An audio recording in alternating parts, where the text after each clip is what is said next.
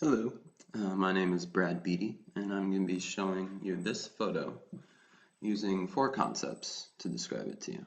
And those concepts are framing, vantage point, light, and time. Okay, so let's start with framing. It appears to me that this photo was actively framed, and I say that because it looks like there was careful attention to what was included in the photo. And I can see that right here in the top right corner.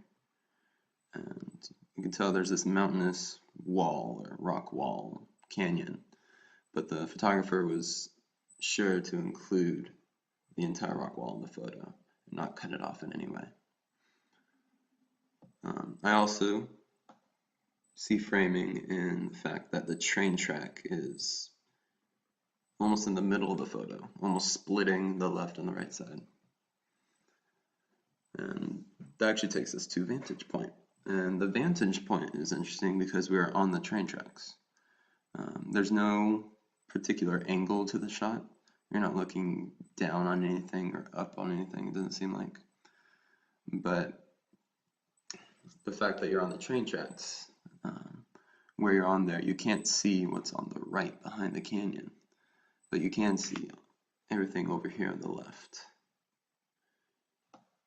So you can see the water, the mountainside, and just the sky and everything back there. But I find it interesting that you can't see what's back here. You might assume it's this, but who knows?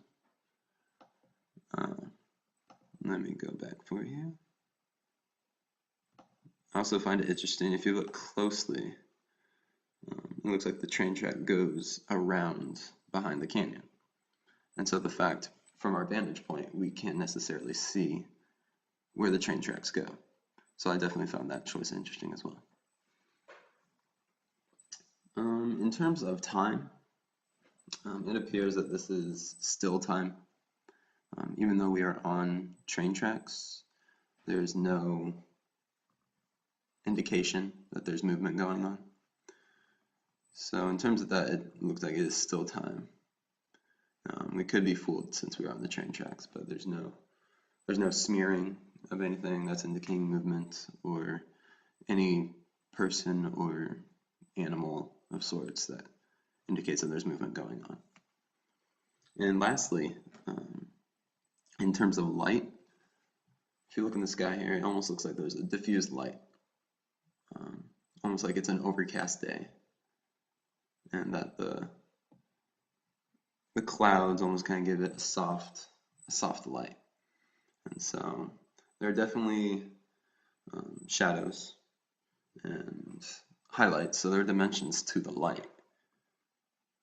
But it's a soft transition, you can see, from like the light of the lake or water to the shadowy part of it. There's no harsh line there, it's a soft transition. Although there are some harsh dark areas, for instance these bushes right here, or even the bushes far out in the distance there. So it is definitely an interesting use of light, because there are harsh areas, but then there are soft areas as well.